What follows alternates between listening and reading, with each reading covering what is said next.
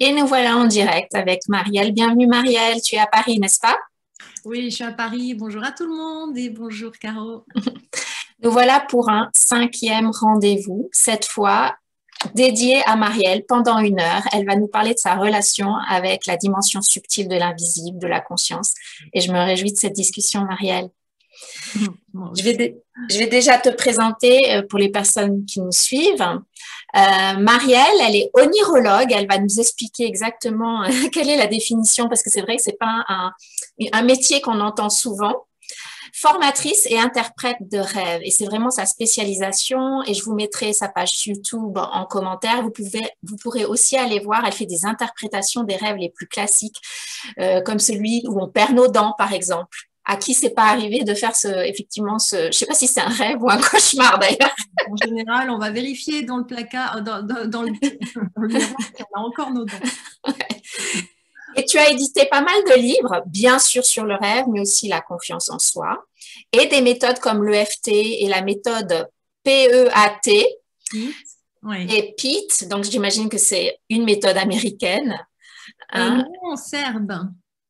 Ok. Fondateur serbe, mais il a en anglais. Et c'est de la dualité à l'unité. Voilà, c'est une technique pour passer de la dualité à l'unité. Très bien. Et en fait, effectivement, tu vois, tu utilises beaucoup de pratiques pour modifier les états de conscience de tes clients et de tes clientes. Hein. Et tu as vraiment cette spécialisation des rêves. Et du coup, tu projettes les gens aussi dans leur futur. Tu vas nous en parler. Je trouve ça fascinant parce qu'on parle beaucoup des régressions. Moi-même, j'ai fait des régressions. Toi, certainement, tu as fait des régressions dans les vies antérieures et tu aides certains de tes clients avec ça. Et pendant des années, c'était très à la mode. Hein. C'est Brian Weiss qui avait écrit un magnifique livre que j'avais découvert en Inde, que je lisais en Inde et qui m'avait ouvert à cette dimension, effectivement, et qui aide beaucoup, notamment les parents qui sont en deuil, hein, à faire le deuil hein, quand ils ont perdu en enfance, qui est très difficile, effectivement. Mais toi, tu as cette spécialisation de nous projeter dans le futur. Et c'est très quantique. Et c'est l'occasion de dire aux personnes qui nous écoutent qu'on s'est connus, en fait, à un séminaire au Mexique avec Dr. Joe Dispenza, parce que c'est lié aussi à la thématique d'aujourd'hui, hein, sur cette dimension qui est très quantique, hein, qui est en termes de projection de probabilité, qui nous ouvre un champ beaucoup plus grand que notre vie ordinaire de marcher d'un point A à un point B et de vivre 12 heures de la journée ou 24 heures de la journée. Donc, voilà pour ce qui te concerne et c'est important peut-être pour les personnes qui nous écoutent, tu consultes notamment à distance. D'accord? Donc, je mettrai le lien du site de Marielle aussi dans le commentaire. Donc, voilà pour ce qui te concerne. On va commencer avec une question que je pose à toutes les personnes qui sont dans cette série. Comment a commencé ta relation à cette dimension de l'invisible? Alors, je parle tout de suite des rêves, pour le coup, puisque toute petite, hein, dès l'âge de... J'ai encore de souvenirs de rêves que j'ai fait à 5 ans, donc tu vois un peu le truc. Je me souviens d'ailleurs mieux des rêves des gens que de leur vie concrète ou de leur travail. J'ai commencé à comprendre donc, que ces rêves avaient un sens. J'ai fait beaucoup de cauchemars. J'ai commencé par les cauchemars, en fait, par les rêves lucides et par les rêves prémonitoires. Et il y avait vraiment dans les rêves quelque chose de très bizarre. Et puis, je vivais aussi avec une mère vietnamienne qui était très ouverte sur l'ésotérisme, donc c'était rempli de livres dans la bibliothèque, que ce soit entre la magie noire, les sages d'Inde, etc.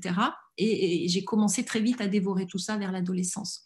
Donc, ça m'a déjà ouvert la porte de l'invisible, ce sont les rêves. Et comme il y avait ces rêves si forts et si ça m'habitait pendant plusieurs jours, je me suis penchée sur le sujet très vite avec Carl Gustav Jung, etc. Mais je dirais que le premier moment qui m'a le plus marqué, c'est quelque chose que j'avais pratiqué à 20 ans et qui m'a fait basculer dans un état très particulier. Je lisais à ce moment-là au chaud et il y avait une pratique. Et une pratique que j'ai testé pendant quelques jours et il s'est passé une espèce de shift, enfin de changement. C'était la pratique de ne pas mettre en mots ce qu'on voit. Ça veut dire de ne pas, on voit une fleur, il n'y a pas de mot fleur, rose ou autre chose. Donc, c'était un travail sur le mental, faire le vide à l'intérieur. Et c'est très difficile, hein, ceci dit. On a toujours cette tendance à toujours mettre une étiquette à tout et donc à côté de l'invisible de ces choses-là. Et j'ai réussi pendant ensuite plusieurs jours à être vide intérieurement. C'est ce fameux silence intérieur dont parlent, je pense, les sages, Eckhart Tolle, etc. Bon. Ça n'est pas resté tout le temps, puisqu'après la vie a repris, voilà, il y avait encore les défis de vie, et puis je devais probablement pas, c'était pas le moment pour moi probablement. Et à partir de là, j'ai senti et je savais que tout un autre monde, au-delà des pensées, au-delà du matériel, et puis par rapport aux rêves en particulier, j'avais accès à autre chose. Donc c'est ma porte. Super. C'est marrant parce que moi, ça a commencé aussi assez jeune. Mon père était avec Arnaud Desjardins, un disciple d'Arnaud Desjardins. Et il me donnait en philo, je faisais référence à Arnaud Desjardins, l'avoir et l'être. Et mes copains, ils me regardaient tous comme ça, mais de quoi elle répond? De quoi elle parle, tu sais?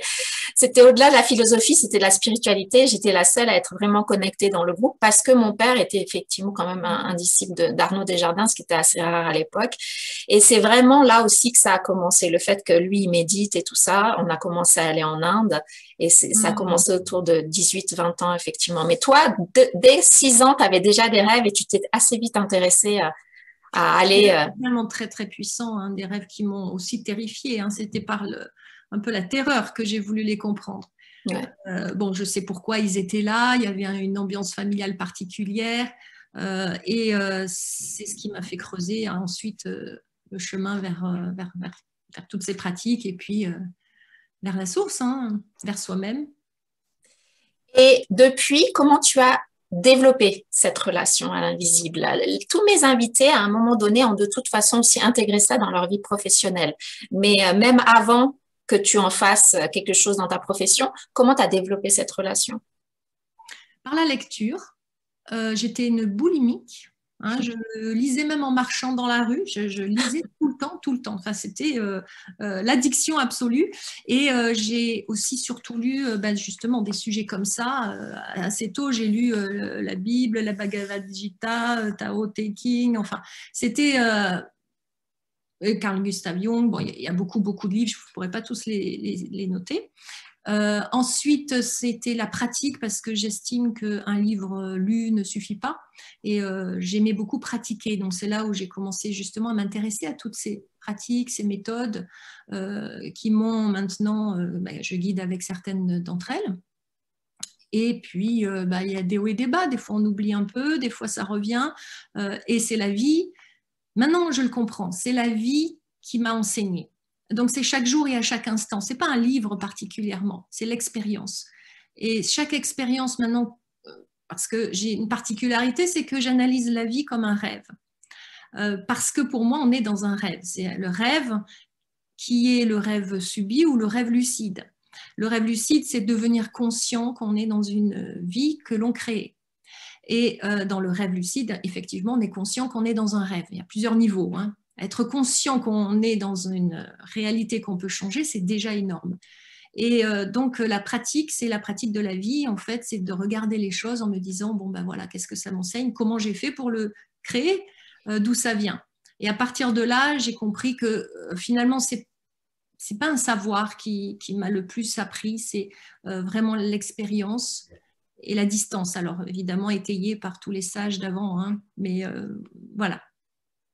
Magnifique. Et effectivement, le manifester nous enseigne tellement le visible sur l'invisible. Complètement. Et alors, le symbole, parce que je pars encore de ce principe que tout est symbole. En rêve, tout est symbole. Donc, quand on va l'interpréter, on se rend compte que tout symbole est un aspect aussi souvent de soi-même. Ce qui fait qu'il n'y a plus de distance avec ce qu'on vit. Et puis, on a un recul et il y a une profondeur. Je veux dire, dans une rose, par exemple, en symbole, ou un arbre. Tiens, je prends l'arbre. En rêve, l'arbre, il représente l'ancrage, il représente la croissance entre terre et ciel, enfin, beaucoup de choses, en fait. Mais l'arbre, dans la réalité, est aussi un symbole. Et quand je vois un arbre, je ne peux pas m'empêcher de voir toutes les multidimensions de l'arbre qui vont depuis de la croissance, aussi cette notion d'immobilisme et de silence intérieur. Enfin, tout ça est inscrit dans tout ce qu'on vit là. Alors, je parle d'un arbre, ça peut être un ordinateur en rêve qui a une représentation symbolique. Et finalement, quand on interprète notre vie, on se rend compte que tout a du sens, il n'y a pas de hasard, et que même nos machines, même les choses banales de la vie ont une profondeur. On ne choisit pas tel objet par hasard chez soi, etc. Donc, quand on va regarder notre vie comme ça, on ne se coince plus dans la matière avec les problèmes. On ouvre sur d'autres champs, et c'est sous nos yeux, mais au-delà de ce qu'on voit. Et par le symbole, on arrive à atteindre cet invisible. Et ce qui est génial, c'est que pour que tu fasses un bon travail, ça peut pas être un exercice intellectuel. Exactement. Parce que les gens veulent dire, voilà, il y a une liste de symboles, et tatati, et tatata. Puis toi, j'imagine que tu prends le contexte, les ressentis et tout ça, et que l'information, elle va bien au-delà de l'intellect. Exactement, et tu as fait bien de le dire parce qu'on pourrait penser que c'est analytique. C'est tout autre chose. C'est entrer dans un espace, d'ailleurs, c'est pas toujours à analyser avec des mots et des phrases. Hein. Un symbole, vous vous imaginez être un arbre, il n'y a pas besoin d'expliquer, vous le ressentez et puis on l'intègre comme ça. Mais c'est à sortir justement du mental, parce que le mental, il nous limite. Il va regarder un truc et il va croire que ce qu'il voit, en quelque sorte. Et aller au-delà par le symbole, c'est réouvrir le champ vers autre chose, vers cette fameuse invisible, et aller au-delà du mental, qui lui ne va pas entendre que derrière, je ne sais pas, n'importe quelle personne, il y a de l'énergie et il y a une conscience collective où il y a une partie de la source dans chacun, parce que ça, le mental ne peut pas l'entendre. Donc ça ouvre un autre, je parlerai d'une autre pensée. Ça reste une pensée, mais c'est une pensée ouverte sur l'infini. Et celle-là, elle n'a pas de limite. C'est ce que je fais d'ailleurs dans les expansions de conscience en multidimension. Hein. C'est ces voyages que je fais faire aux personnes qui viennent me voir et je les emmène dans le futur ou dans le passé. Hein. Ce n'est pas tellement moi qui guide, en fait, ça vient d'eux. Et à ce moment-là, ils atteignent des états... ils peuvent me raconter l'histoire, ils peuvent avoir des informations, mais le mental, lui, dort. Et on voit que quand il dort, on va beaucoup, beaucoup plus loin, évidemment. Connecté avec cette conscience universelle. Exactement. Et là, on ne peut pas parler de pensée. Je ne sais pas quel terme dire. C'est la conscience qui est là et qui a des informations qui absorbent. Ouais. Après, on en parle, évidemment. Le mot information, je pense, c'est ce qui se rapproche un peu plus, c'est un peu plus objectif, entre guillemets, effectivement. Et toi, tu aimes bien justement parler de cette dimension de l'invisible. Tu lui donnes plusieurs noms, tu lui donnes un nom en particulier. Moi, j'aime beaucoup source infinie ou source de toute vie, par exemple. Ça dépend. Oui. Alors moi, j'utilise le mot source pour plein de raisons. D'abord, la source, alors encore une fois, c'est symbolique, c'est à la fois concret et abstrait. Donc l'eau qui va qui a infini, c'est féminin. Alors, je ne suis pas féminine. Et quand on parle de création, de créativité, de mise au monde de quelque chose, il y a le féminin, tout ça se mêle en même temps. Et puis, il y a l'idée du mouvement aussi. C'est-à-dire que pour moi, le divin n'est pas figé, ça bouge tout le temps, ça apprend, ça évolue, ça s'expanse comme nous. Et au fur et à mesure de notre expansion, la source grandit aussi, puisqu'on en fait partie. Donc, dans les voyages multidimensionnels, c'est ça, c'est-à-dire qu'il n'y a jamais d'arrêt dans le mouvement, même s'il y a un centre. Et c'est ce qu'on vit en permanence. On grandit, l'arbre grandit, on meurt, on renaît, on revit. Ça n'arrête pas. Ça n'arrête pas. Donc, la source est une belle métaphore. Oui, j'aime aussi beaucoup cette expression, la source. Et avant de continuer et de passer à la partie où je vais tirer des questions pour Marielle de manière intuitive, on va vous lire un petit passage, elle, de son livre et moi de Deepak Chopra.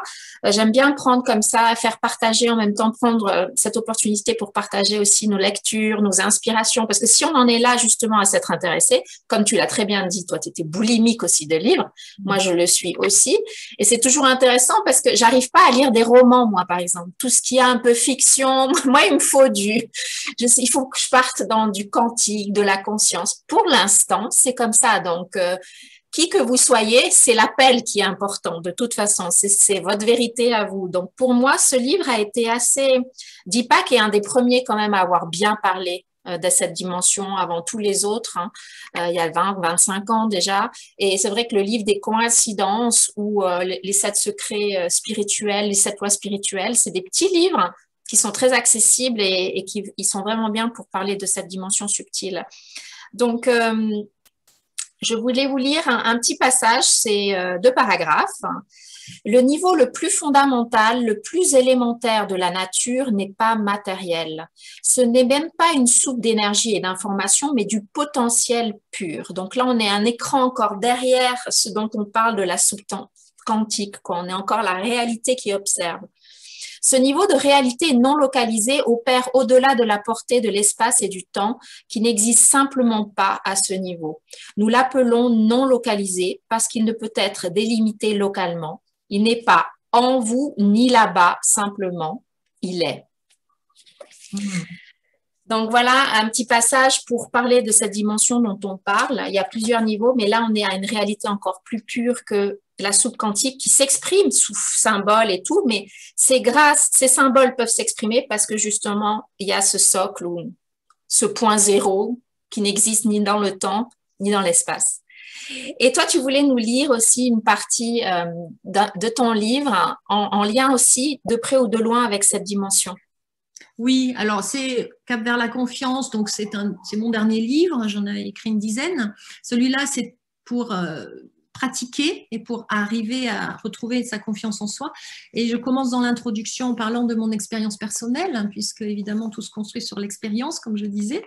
Cette expérience qui aussi m'a amenée à voyager, à faire un tour du monde en jonque, en bateau. Hein. J'habitais au Vietnam pendant 5 ans et j'ai construit avec mon compagnon à l'époque un bateau. Enfin, j'ai construit avec un chantier traditionnel du Vietnam une jonque et on est parti sans moteur, sans pilotage automatique, enfin vraiment comme ça dans l'aventure. Et j'en parle là parce que ça explique pourquoi je suis arrivée à faire cette aventure, parce qu'au départ, j'étais une très peureuse, mais j'avais peur de tout, entre le noir, la réalité, le diable, enfin c'était vraiment, d'où mes cauchemars aussi en partie. Et je me disais, mais comment j'ai pu faire tout ça en fait? Et dans l'introduction, j'explique que donc j'étais peureuse et que j'ai commencé ma vie tard, dans le sens où c'est à 20 ans seulement que je suis montée pour la première fois dans un avion. Alors ça semble un peu peut-être lointain ou tôt, mais en tout cas pour moi c'était voilà. Alors je raconte après que s'est-il donc passé, et quelque chose de plus fort que mes peurs et mes doutes me poussa à faire les choix de l'aventure. Un appel lancinant. J'avais presque l'impression de ne pas avoir le choix. Je devais y aller malgré tout. Avec le recul et l'expérience, je comprends que cet appel est né justement de mon manque de confiance en moi. Et si vous lisez ce livre, c'est donc, vous avez vous aussi entendu l'appel du large, un appel qui est persistant, même presque douloureux, et qui vous chuchote inlassablement, vas-y, ose, ose. C'est beau. Et je dis souvent dans mes ateliers aussi, on ne peut pas échapper à la vie. Et tu vois, il y a une part de nous qui sait vers où elle veut nous amener. Et on a différents cadeaux. Toi, le rêve joue un rôle important. Peut-être que dans 10 ans, ce sera quelque chose de complètement différent. C'est ça aussi, c'est qu'on est tellement énorme en termes de potentiel qu'on ne sait pas vers où elle nous amène et d'être dans cette danse et d'apprécier. J'ai une amie qui était partie faire un cours elle voulait devenir chorégraphe et elle s'est mise à 3 heures à se réveiller et à faire des peintures.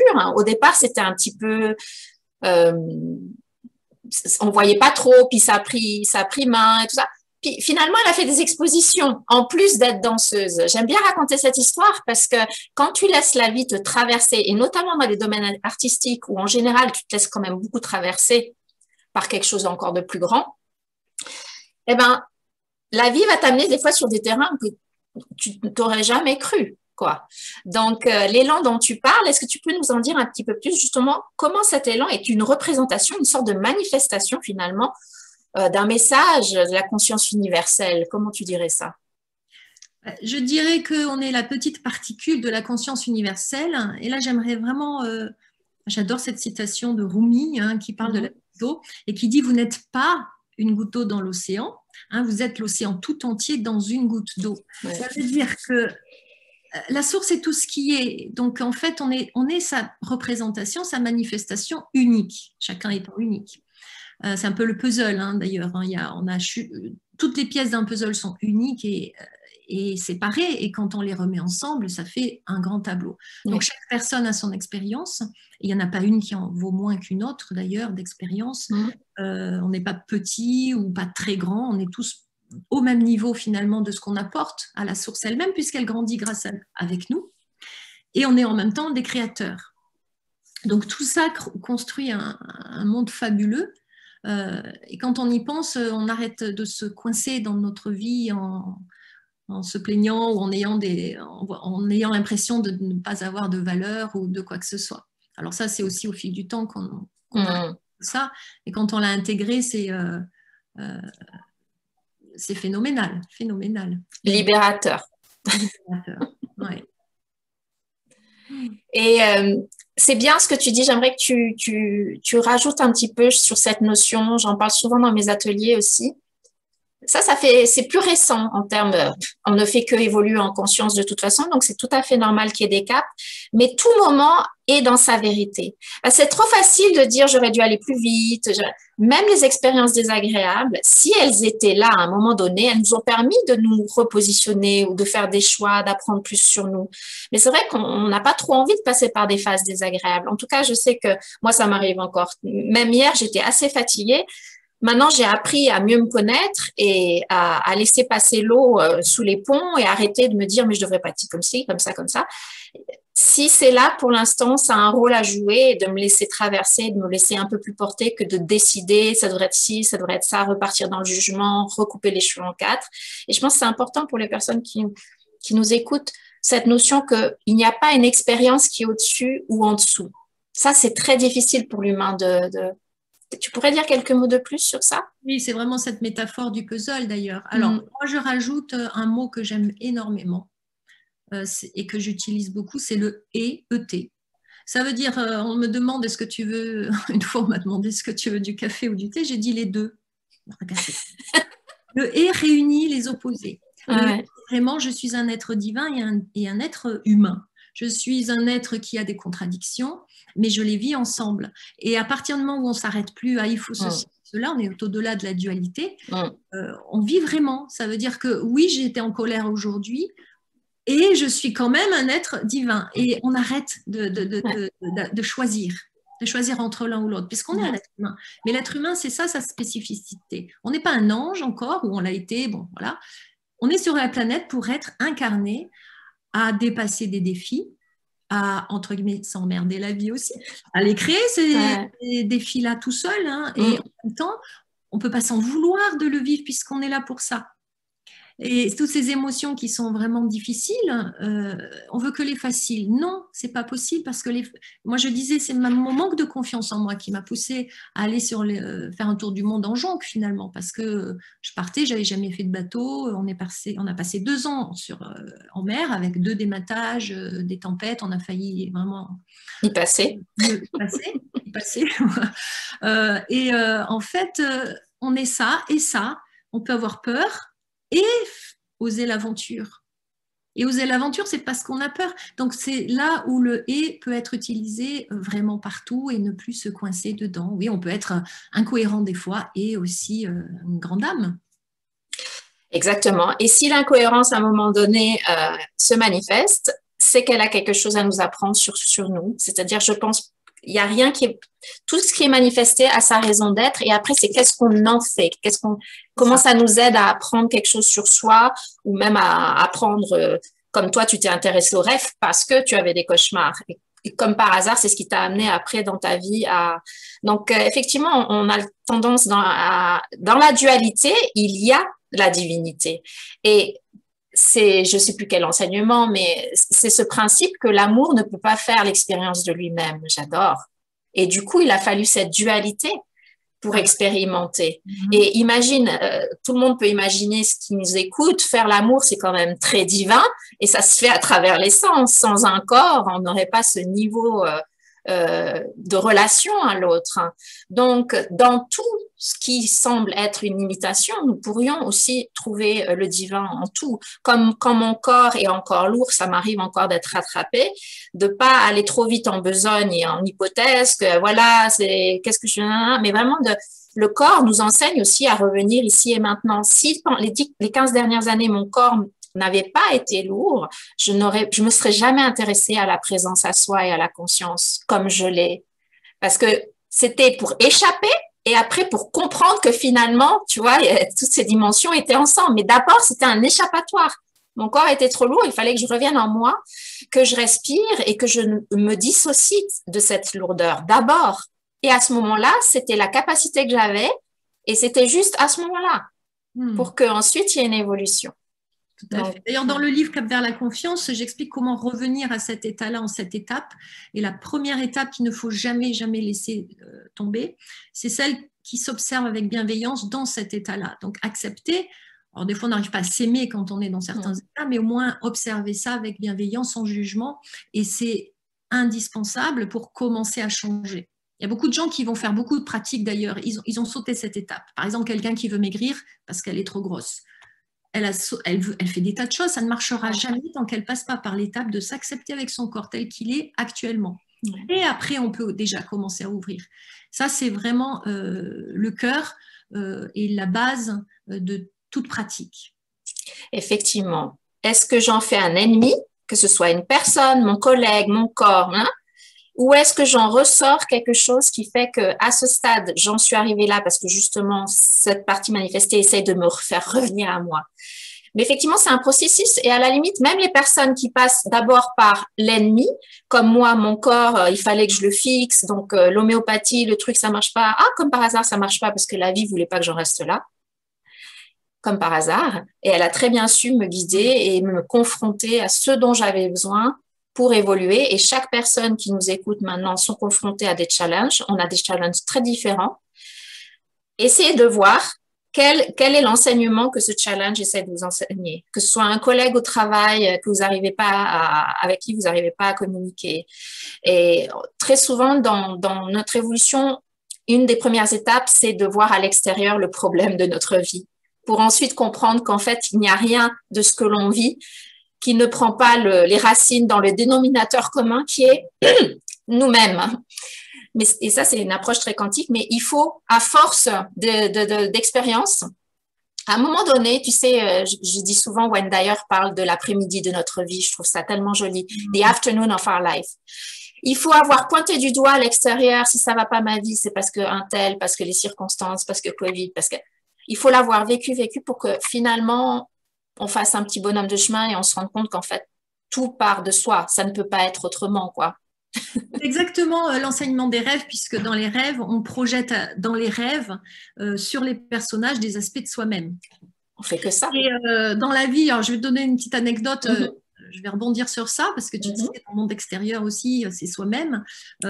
Écoute, j'ai eu mon amende parce que j'avais pas mon masque il n'y a pas longtemps. Donc, je vais vous raconter pourquoi et comment. Et sur le moment, waouh, j'étais bien désalignée. Donc, je sors, j'étais en retard pour un rendez-vous donc professionnel. Je me rends compte que j'ai pas mon masque. Je rentre chez moi, je ressors et énervée, j'oublie de mettre le masque et je le laisse dans mon sac. Et je marche en regardant le sol parce que je me disais, oh là là, je vais pas. Sur ce, je tombe nez à nez avec trois policiers qui, évidemment, m'ont réaligné. Ils m'ont bien aligné avec l'amende. Et j'étais en colère contre eux parce qu'en plus, ils me bloquaient. Et puis, je me pose, à un moment donné, j'arrive à me poser quand même, le temps d'arriver jusqu'à mon local, mon cabinet. Et là, je me dis, écoute, si ça t'est arrivé, il y a bien quelque chose, il y a un problème. Et j'ai compris que j'étais désalignée dès le départ. Ça veut dire que j'étais en retard, etc. Donc, je n'étais que enfermée dans mon truc, je regardais par terre. Donc déjà, si j'étais alignée, je les aurais vus venir de loin, j'aurais remis mon masque ou j'aurais changé de route. De toute manière, voilà. Et puis, ils se sont retrouvés nez à nez avec moi. Donc, ce sont des aspects, si c'est dans un rêve de moi-même, qui viennent me réaligner parce que je n'étais pas alignée. Et à un moment donné, comme j'étais énervée, je ne voulais pas payer l'amende. Non, je vais trouver une solution. Et j'ai dit non, enfin, assume. Tu vas payer, tu vas mettre de l'énergie là-dedans, tu t'en souviendras toute ta vie. Parce que si j'avais été alignée, je suis persuadée qu'ils ne sauraient pas venu, enfin, il n'y aurait pas eu de policier devant moi, quoi que je fasse. Et donc, la vie, elle était finalement sympa. Donc, c'est là où, après, j'ai dit quasiment merci, oh là là, j'ai tout compris. Ouais. Et ça a tout changé. Ça n'a pas fait une journée difficile. Ça a été un enseignement. Alors, je le fais voilà, sur tout ce qui se passe comme ça dans ma vie et c'est comme dans un rêve. Magnifique, très, très, très jolie histoire, effectivement. Moi, avant d'aller prendre aussi un avion, j'en parle dans mes ateliers, je m'étais coupé le doigt pour 3 heures avant de prendre l'avion pour l'Inde. Et l'Inde, comme tu sais, c'est quand même assez dangereux. Les rickshaws, les trucs. Et ben, je pissais le sang et j'étais là, yes, yes, ok, j'ai compris, j'ai compris. Et je me faisais rire moi-même parce que, en fait, c'était comme une alerte. La vie me disait, fais gaffe, Carola, t'es en train de couper ton concombre, ouais, et t'es un peu l'air. Et là, j'étais là, ok, ok, j'ai le message, ok, je serai vigilante quand je serai en Inde. Et j'ai vraiment pris comme ça aussi, comme toi, c'est exactement le même parallèle. Très bien, on va passer dans la seconde phase que j'aime beaucoup aussi, qui est de prendre des questions de manière quand même complètement intentionnelle en tout cas. Et on sait, nous, le pouvoir de l'intention, et je me connecte tout simplement à toi sans avoir à complètement me centrer et tout, parce qu'on est déjà dans l'énergie. Et je prends une question, la question qui est censée être la bonne pour les personnes qui nous écoutent et pour nous-mêmes. Marielle, la première question, c'est comment cette relation à la source a changé ta relation à ce qui se passe dans ta vie, c'est-à-dire les circonstances? C'est marrant parce que tu viens de donner un petit exemple aussi. Voilà. Alors, il y aura d'autres exemples possibles. C'est exactement ça. Ça veut dire que toute la création en entier est reliée à la source. L'information est derrière tout. Tout est symbole. Et en regardant les choses de cette manière-là, tout est magique aussi et mystérieux. C'est pas simplement je comprends le monde. Au contraire, il y a toujours quelque chose au-delà. J'aime bien le mystère aussi. Ouais. Parce qu'on parle de la source, on parle de plein de choses. Et au final, quand on regarde ces mots-là, il y a certaines choses qu'on a expérimentées et senties et d'autres qu'on veut, qu'on sait simplement, intellectuellement. Et puis il y en a d'autres qu'on ressent et on ne peut pas les expliquer. Et encore une fois, ce qui est important, je pense, c'est que c'est dans nos vies concrètes, physiques, dans les petites choses de la vie, qu'on va trouver ça. C'est pas obligatoirement en faisant justement un tour du monde ou en grimpant l'Annapurna ou je ne sais quoi. Et on a tendance à passer à côté parce qu'on veut toujours prouver qu'on a de la valeur là, qu'on est fort. Oser l'aventure, je pense que ça n'est pas obligatoirement oser dans le monde extérieur. C'est le regard qu'on a sur les choses. Donc la source est partout et puis même dans une table, dans une chaise. Pourquoi? Parce que on peut aussi être multidimensionnel, c'est de l'énergie. Et on a construit tout ça en portant notre attention sur notre vie. Alors, je vais parler justement d'une lecture qui m'a chamboulée, transformée beaucoup et que je continue à lire et à relire. Et c'est une sommité d'informations. C'est le livre de Jane Roberts, les livres 7. 7, okay. C'est une entité qui a enseigné par les livres qu'il a dictés à Jane Roberts. Il parle des rêves, des multidimensions, de ce qui se cache derrière la matière. C'est phénoménal, on n'arrête jamais d'apprendre dedans. Et ce monde-là, c'est ça, c'est sous nos yeux, c'est pas dans le livre ou quand j'irai en Inde. Ou voilà, ça c'est cette tendance que moi aussi j'ai eue d'aller chercher tellement plus loin que là où c'était. Donc c'est rester là devant et de regarder ce qui se passe là. L'énergie est dans ce papier en face de moi, dans l'ordinateur. Et on est tous connectés. Donc, ça change vraiment tout. Oui, l'intrication. 7, si jamais on retrouve... 7, c'est S-E-T-H, hein, si c'est correct. C'est beaucoup, hein, il faut savoir trier. La réalité personnelle, c'est vraiment très bien sur la loi de l'attraction, mais expliqué par lui, c'est quelque chose d'étonnant. Et moi, je plonge tout le temps dans la réalité inconnue qui est... voilà, c'est surréaliste. Enfin, il faut quand même adhérer. Tu me motives parce que je les avais sauvés. J'ai trouvé les PDF sur Internet, tous les PDF de 7, et je les ai sauvés quelque part. Et c'est marrant, mais chaque chose vient devant son temps, comme tu sais. Et ça fait des années, comme par hasard, que hop, hop, mais je sais que Je le lirai quand ce sera le bon moment. Effectivement, il faut être prêt pour ça. Faut avoir... Mais je pense que là, je deviens de plus en plus prête pour cette. Là, il parle vraiment beaucoup, beaucoup des rêves et des dimensions des rêves, et bien au-delà de l'analyse, évidemment, et de l'interprétation, puisqu'on voyage quand on est en état de conscience modifié dans le sommeil, notre conscience sort du corps, et on va aussi rencontrer des gens, prévoir notre futur, on passe entre le passé, présent et futur, d'où les rêves prémonitoires possibles. C'est un monde extrêmement fabuleux, et cette porte est possible parce que on dort justement, bien heureusement, hein, on arrête de penser, et c'est par cette porte-là qu'on atteint justement toutes ces informations, autant sur soi-même que sur les autres. C'est vraiment fascinant. Pour moi, je ne parle pas de thérapie, c'est l'information du futur qui passe par là. Et ce qui est fabuleux quand même, c'est que le monde entier rêve, tout le monde rêve, chaque nuit. Donc l'information est déjà là dans notre cœur. Et plus ça va, moins je m'appuie sur le monde extérieur. Et je dis que mon seul maître maintenant, c'est les rêves, parce que si j'ai une question à poser, je la pose et j'ai la réponse dans la nuit. Incroyable, ouais. Etc., etc. J'aurais tellement d'anecdotes à raconter sur ça. Et maintenant, quand on a tout essayé dehors, il reste encore ça à l'intérieur. Et les personnes qui nous écoutent, on aura l'occasion, Marielle, avant la fin, va nous donner des indications pour aussi, avant d'aller dormir, aller interroger nos rêves d'ici la fin de cet entretien. Donc, restez avec nous. Vous aurez l'occasion d'avoir cette pratique. Je vais piocher une deuxième question pour toi, qui soit bonne pour les personnes qui nous écoutent maintenant et dans le futur.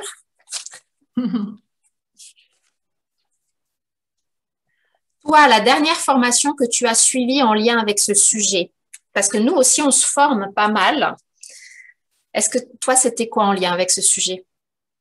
Alors, c'était une formation en ligne. C'était, je pense, je ne sais plus quand, peut-être pendant le confinement.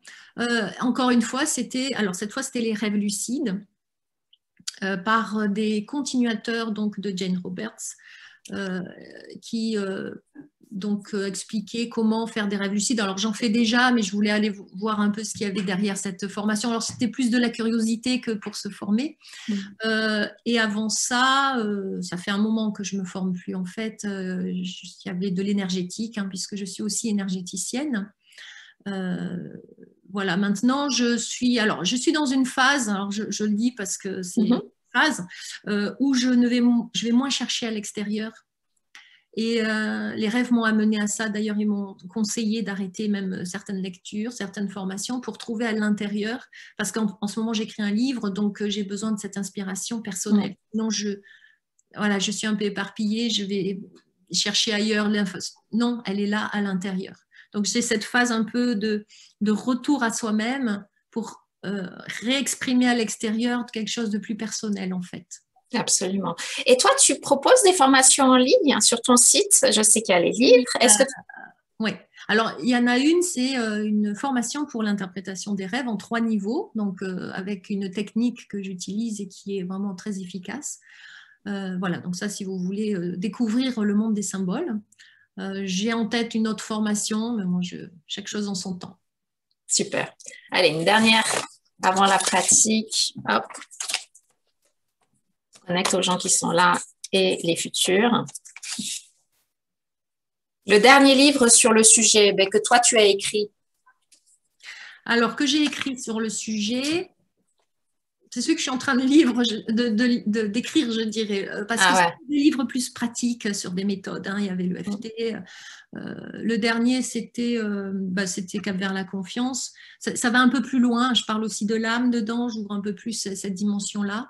Mais en ce moment, j'écris un livre métaphorique, hein, comme un essai, à partir d'une métaphore et qui va déployer toute cette notion dont on parle là, l'invisible, les multidimensions. Alors, c'est entre le rêve et la métaphore. Voilà. Tu sais plus ou moins quand est-ce il va sortir? Je vais l'écrire, donc je ne sais pas combien de temps je vais mettre à l'écrire, en fait. Une petite dernière question. Le plus grand moment de révélation sur la vie, la révélation que tu as eue sur la vie, ce plus grand moment. Il y a eu tellement de moments qui se sont accumulés. Euh, le plus grand moment sur la vie, il y en a eu deux, je crois. Alors, c'était à bord de ma jonque Sao Mai, quand je tenais la barre. Mon quart préféré, c'était à 4 heures, à l'aube. Quand on arrive et qu'il fait nuit et que tu vois le soleil se lever, les dauphins qui jouent, parce qu'en général, c'est quand même à ce moment-là qu'ils arrivent, il y a le son de la mer, il y a le vent, mais il y a aussi un silence étonnant. Je ne sais pas comment décrire, c'est indescriptible. Mm. Et ce moment-là, chaque fois, me plonger dans un état de méditation naturelle, parce qu'il n'y a pas besoin de faire plus, hein, de contemplation, qui fait que là, on se sent à la fois petit et puissant. Parce que j'avais ma jonque, qui fait quand même 17 mètres de long, hein, que je menais. Et puis, il y avait aussi ce lien, parce que en bateau, alors ça, c'est quand même extraordinaire, c'est le vent qui te pousse. Tu ne diriges pas les choses. Tu vas là où le vent t'amène, en tout cas en bateau à voile. Hein. Et puis, tu as 2000 mètres de fond sous l'eau. Donc, tu es suspendu entre rien du tout. Ça bouge tout le temps, bouge tout le temps. Puis, tu as le ciel infini. Et là, pour le coup, tu n'as aucun immeuble autour de toi pour te dire il y a une limite. Il n'y a aucune limite à l'horizon en mer. Et puis, tu vois arriver, je ne sais pas, une baleine, un dauphin. Et là, c'est la rencontre. Ouais. Donc, pour moi, c'est la révélation de la vie. C'est justement que enfin, tout est là, sous les yeux, et on est petit et grand en même temps, on est connecté. Ça, c'est magique. Puis tu as tous les sens ouverts. C'est même pas, voilà, c'est la vie physique concrète. Ça bouge, tu as le vent sur le visage, tu as la chaleur, tu as la lumière, tu as les sons. Et on est ailleurs, là. Hein. Ouais, je peux bien imaginer. Tu vis toutes les dimensions à la fois, quoi. Et matin après matin, chaque matin. Ce qui a été très, très, très... Alors ça, ce serait un autre sujet, mais bon, retour à la Terre, ça a été... Waouh, un retour, reconnexion avec les murs, le gris, le béton, le rythme, le temps, parce que le temps qui passe en mer quand tu prends un quart n'a rien à voir avec le temps de la vie, avec les montres. On suit les étoiles uniquement. Le seul rythme qu'on a, c'est celui du soleil, c'est tout. Et cette confrontation, bon là, il y a eu un autre chemin que j'ai dû ouvrir. Hein. Comment tu as fait justement cette transition? Parce qu'effectivement, tu avais les conditions, entre guillemets, idéales sur l'eau, une connexion de folie à toutes ces dimensions de la nature. Eckhart nous parle très bien, Tollé, de la puissance de la nature, hein, pour la présence, à cette présence, à cette conscience. Et puis là, paf, tu te reconfrontes à une autre dimension de la vie, euh, plus sociétale, je dirais, avec beaucoup de mental. Comment t'es arrivé à te réaligner? J'ai mis longtemps et il y a eu beaucoup d'événements très difficiles dans ma vie, entre des décès, ma séparation, une fausse couche, tout en même temps. Et j'avais plus d'argent, je n'existais plus en France parce que je venais du Vietnam, donc j'avais même pas de sécurité sociale, donc au niveau des paperasses, ça laisse tomber. Enfin, c'était la nuit noire de l'âme, c'est ça, Ouais. comme ça. Et puis un jour, peu à peu, grâce aux rêves en fait, c'est les rêves qui m'ont accompagné tout du long, sur cette traversée. Je rêvais énormément de Sao Mai, mais comme un voyage initiatique en fait. Et j'ai compris, et c'est ce que j'écris dans un livre, donc j'ai écrit avec mon compagnon à l'époque, un livre sur le voyage, 2 livres sur le voyage, et j'explique que j'ai compris que la vie est comme un voyage en mer. Il y a les tempêtes, il y a les calmes plats, il y a les joies et les peurs, la peur de mourir. Tout est là aussi. Donc, encore une fois, je suis allée au-delà de regarder les choses physiques et matérielles et j'ai regardé l'aventure derrière. Et j'ai fait des connexions en fait entre ce voyage et ce que je vivais. Une tempête en mer, une tempête à terre, voilà, c'est la même chose finalement. On a les mêmes peurs, les mêmes doutes. Et puis aussi la collectivité, on n'était pas tout seul à bord, donc on avait des coéquipiers, on s'entendait bien ou pas, ou extrêmement bien, pareil dans la vie. Voilà, donc j'ai pu petit à petit remonter la pente, mais c'est vraiment par les rêves. Et là, voilà. Et c'est comme ça que tu es capable maintenant d'aider les gens avec les rêves. Hein. Oui. Et tu disais qu'il y avait un deuxième moment de ta vie où tu as eu une révélation sur la vie. La naissance de mon fils, une vraie création comment dire, c'est encore mystérieux quoi quand même. On a un corps et puis du corps il y a un autre corps qui sort. Voilà. Ça se transforme, le sang se transforme en lait. Enfin, personne ne peut vraiment l'expliquer tout ça. Ou on l'explique et alors les explications scientifiques. ça démonte tout le mystère et la beauté des choses, mais mettre au monde un enfant, ou assister, hein, on n'est pas obligé de le faire, ça c'est vraiment quelque chose de miraculeux. Et pourtant, toutes les femmes du monde, depuis la nuit des temps jusqu'à aujourd'hui, font des enfants, que ce soit les animaux, et ça restera encore et encore un miracle, la magie de l'incarnation. Ça nous rappelle aussi que on a été projeté là, et puis voilà, qu'il y a toute une aventure qui nous attend, qui sait laquelle. Un bébé, c'est la magie absolue. C'est ton fils, il s'appelle comment, son prénom? Antoine. Antoine? Antoine. Ah, très joli. Antoine, ça nous fait penser à la mer aussi, parce que le fameux Antoine. Ça veut dire l'inestimable. Super. Ben, je te propose que tu commences, que tu nous proposes cette pratique en lien avec le rêve. Avec plaisir. Donc, ce que je vais vous aider à pratiquer, alors l'idéal, ça serait de le faire tous les soirs, évidemment, c'est de vous rendre compte que vous allez dans la nuit accéder à des champs multidimensionnels. Avec l'intention d'y aller de cette manière-là, vous allez voir que ça va réouvrir peut-être des rêves, voire des rêves lucides. Bon, c'est surtout aussi se rappeler qu'on n'est pas simplement de la matière. Hein. Toute la journée s'est déroulée. En général, on dort. Les pensées, elles bougent. Voilà. Donc, on va faire un nettoyage énergétique, une douche. Vous allez fermer les yeux et je vais vous guider. Et vous allez commencer d'abord à respirer depuis les pieds jusqu'à la tête. Alors, on va créer un canal qui va s'ouvrir de plus en plus. Hein. Vous allez devenir canal.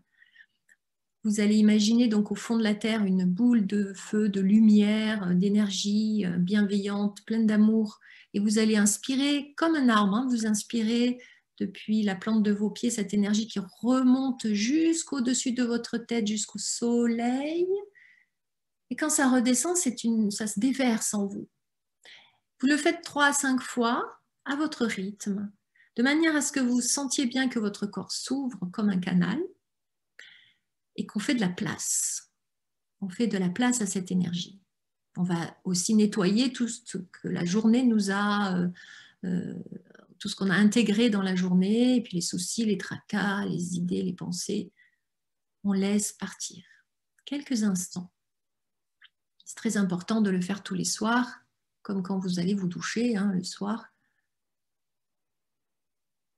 Et puis, comme cette énergie rentre de plus en plus en vous, vous allez imaginer qu'elle déborde autour de vous à l'infini dans les 6 directions. À droite, à gauche, devant, derrière, en haut, en bas. Alors, vous pouvez porter votre attention sur le cœur. Si vous voulez vous centrer dans le cœur, c'est plus simple. Et vous devenez comme un soleil rayonnant. Pendant que vous respirez et que ce canal il reste toujours ouvert. Ça, c'est la première phase.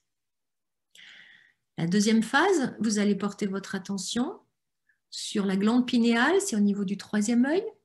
À l'intérieur, là, dans le cerveau, il y a un petit espace, un organe qui s'appelle la glande pinéale. Eh bien, c'est l'antenne ouverte sur les multidimensions. Et quand vous l'ouvrez, vous allez imaginer que vous l'ouvrez vers un espace infini, une voûte étoilée, par exemple, au-dessus de votre tête.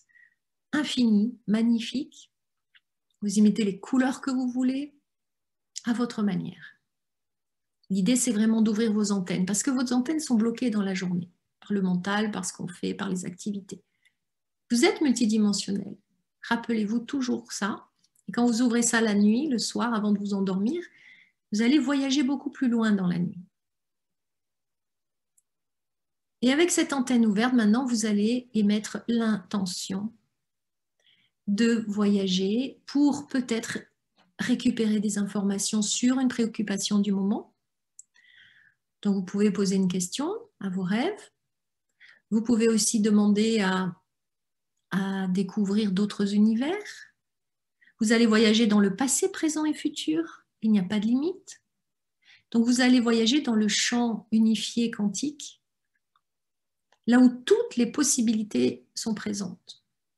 Vous pouvez aussi demander de l'inspiration pour un projet. Tout est possible. Ou rencontrer votre futur amoureux en rêve. Ça existe, c'est possible. Rencontrer votre âme, n'importe.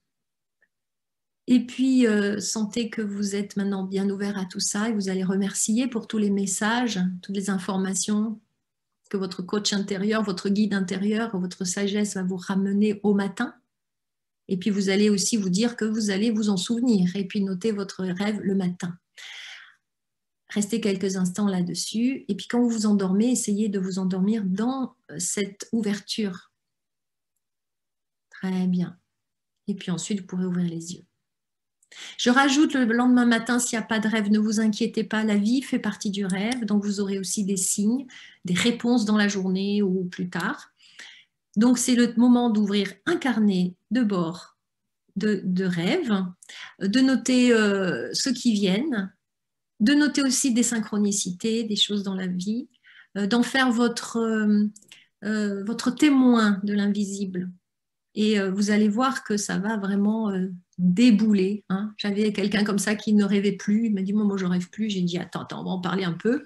Et le lendemain, il m'appelle, 7 rêves, j'ai jamais vu ça. Ils sont bavards, mais il faut les écouter. Comme la source, on l'écoute, hein, elle ne s'impose pas. Voilà, donc vous me raconterez, puis s'il y a des rêves à interpréter, venez me voir au niveau du... Vous allez voir sur mon site et puis vous verrez que voilà, il y a possibilité de les comprendre. Et allez voir sur la chaîne YouTube, vous comprendrez ce qu'on peut trouver dans des rêves. Super. Je vais intégrer ça. Parce que comme on disait en préparant, on a beaucoup de rituels le matin. Hein. Et c'est vrai que le soir, on est épuisé, pouf, c'est une très belle façon effectivement d'entrer dans cette nouvelle dimension. Il y a quelque chose que je faisais à une époque que je fais plus, mais c'est ce que Eckhart Tolle nous disait aussi tu sais, ne serait-ce que ressentir ton corps, les parties de ton corps, revenir à la présence au lieu du bla bla bla bla bla, pour vraiment rentrer dans cette dimension, dans une dimension beaucoup plus apaisée, beaucoup plus... Tout à fait. Et le matin, on se lève comme on s'est couché. Hein. Donc, si on se couche en ruminant avec des tas de pensées, on peut aussi faire des rêves dans ce sens-là. Et puis le matin, on se lève aussi fatigué. Hein. Beaucoup de gens se lèvent fatigués. Est-ce que tu as remarqué ces derniers mois, est-ce que des personnes te disent plus qu'ils rêvent plus? Parce que moi, je t'avais dit déjà, on s'était parlé il y a quelques mois, je sais que je rêve, mais pendant des années, je me rappelais vraiment très rarement, style 2 fois par an. Les 3 derniers mois, c'est quasi un jour sur 2. Est-ce qu'il y a une énergie qui fait que c'est plus facile ou est-ce que c'est juste mon cheminement personnel qui fait qu'il y a un verrou qui a sauté? C'est général, hein, c'est collectif. Déjà, la première raison, c'est qu'on est beaucoup moins happé par le monde extérieur avec les bars, les cafés fermés, les magasins. Il y a eu le confinement. Et à ce moment-là, on est un peu plus intériorisé. Donc, ça aide, ça soutient. Et puis, je le dis comme ça, hein, il est temps. Il est temps d'ouvrir nos consciences. Et c'est un des chemins. Ce n'est pas le seul, c'est un des chemins, le chemin intérieur. Et quand il y a des rêves qui commencent à venir, c'est qu'il y a un appel intérieur aussi, probablement, à aller plus loin. Alors, qu'on les interprète ou pas, ils sont là, hein, donc pas de problème. Mais c'est un collectif, parce que, alors, je rajoute très rapidement, j'avais fait une expérience collective onirique que j'ai appelée Rêvons ensemble, qui est sur ma chaîne YouTube, si vous voulez aller voir. J'ai collecté 100 rêves de personnes qui ont posé tous la même question pendant 5 jours. Autour des mesures sanitaires et je voulais savoir ce que disaient les rêves en collectif et est-ce que ça se rejoignait. Eh bien, ça se rejoint et les symboles les plus fréquents sont les mêmes chez beaucoup de personnes. Il y a un enseignement fabuleux sur comment vivre ces moments-là de manière plus sereine. Voilà, donc je vais en faire d'autres, des expériences oniriques collectives sur des tas de sujets avec plusieurs personnes et ça va nous donner une sagesse qui vient non pas peut-être des livres, mais de chacun de soi, fameux puzzle. Hein. Le rêve de l'un va servir les autres aussi. Voilà, donc c'est encore des chemins à ouvrir. C'est bien que tu en parles parce que de toute façon, j'allais te poser la question justement. Et est-ce que tu te rappelles, j'imagine, les 2-3 choses, alors les symboles, pas automatiquement besoin d'en parler, mais plutôt ce que ça nous enseignait. Parce que je me rappelle que ton intention était très claire aussi dans cette expérience. Oui, c'était quelle est la meilleure attitude à adopter individuellement et collectivement face aux mesures sanitaires et au Covid. Le premier enseignement qui était là, c'était de se replonger dans les petites choses de la vie quotidienne, de savourer et de rester joyeux et serein. parce que c'est le plus difficile, sauf que c'est une énergie qui est très importante collectivement pour soutenir le monde. On est d'accord que s'il y en a un de moins qui n'est pas joyeux dans ce monde entier, ça fait une différence. Donc on est petit, mais puissant par le fait d'être dans notre état intérieur. Voilà. Et puis beaucoup de confiance parce qu'il y a eu des rêves qui ont montré le futur, étonnamment, à la fin. C'est aussi retrouver l'enfant intérieur. On revient encore sur des énergies plus légères. On essaye, c'est bon pour l'immunité déjà, hein, on le sait, mais c'est aussi important pour que le monde entier puisse être soutenu par des énergies qui soient quand même ancrées aussi, être ancrées dans le jeu, dans la joie. D'ailleurs, c'est très compliqué quand même. Et puis aussi ne pas dramatiser. Ça, c'est un enseignement qui a été phénoménal dès le début, ne pas dramatiser, ne pas voir du mal, du noir partout, aller au-delà. Donc, il y a quelque chose qui se passe derrière tout ce qu'on voit là, bien au-delà de ce qu'on pense. Et le rêve parle d'un changement de plan et de paradigme aussi. Il y a un magnifique rêve à la fin qui est fait par quelqu'un ce rêve est fabuleux, c'est une poésie, allez voir juste la fin si vous ne voulez pas tout voir. Et il explique vraiment ce qui va se passer, ce qui est en train de se passer. On va mettre des ailes, on est en train d'ouvrir nos ailes. Et c'est les enfants intérieurs et extérieurs qui sont en train de placer cette nouvelle énergie. Très bien. Et cette vidéo particulièrement, ça s'appelle comment? Expérience onirique? Que disent vos rêves au temps du Covid? Il y en a une où j'étais en live et ça dure 2 heures, c'est un peu long. Allez voir celle qui est avec... J'ai mis un PowerPoint derrière avec des images, elle dure 1 heure, 1 heure et quart. Et là, vous aurez l'essentiel de cette expérience. Voilà, je crois que c'est ça. Mais vous la trouverez facilement sur ma chaîne. Si on met, je pense, ton nom de famille et Covid sur la chaîne, on va trouver... Alors, la chaîne, c'est Au-delà de vos rêves. Et puis, vous pouvez mettre, oui, Marielle Heurt, YouTube, je pense que vous tomberez dessus. Oui, très bien.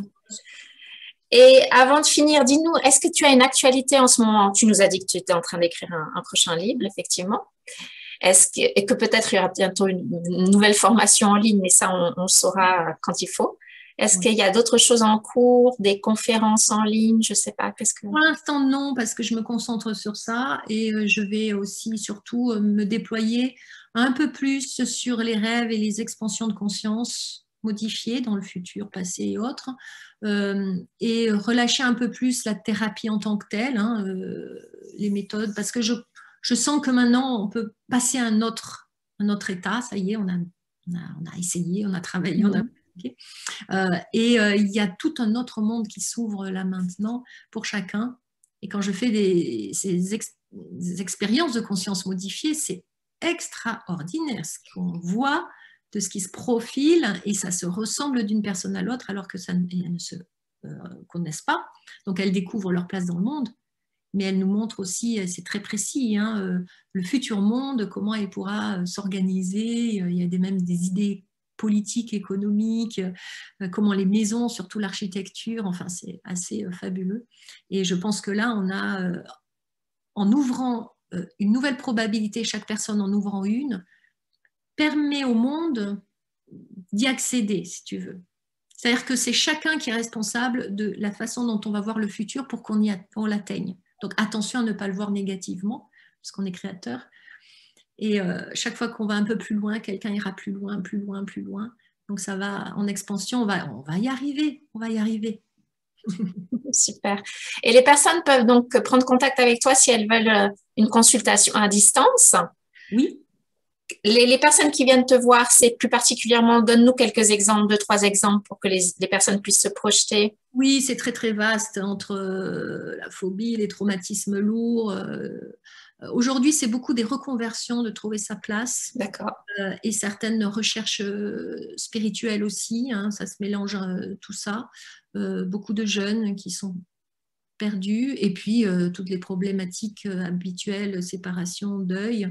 Mais ce sont toujours pour moi des portes pour ouvrir au-delà puisqu'ils viennent me voir. Donc je sais très bien que c'est pas ça le sujet.